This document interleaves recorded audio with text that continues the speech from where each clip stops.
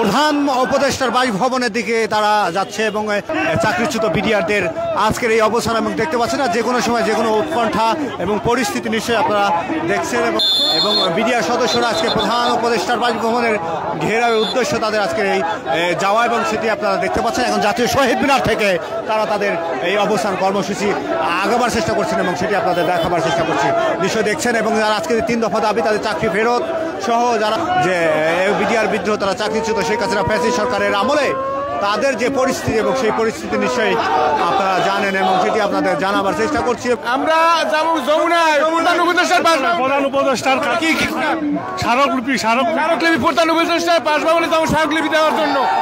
আমরা বিডিআর মুক্তি চাই এবং চাকরি বহাল পূর্ণ বহালের দাবি।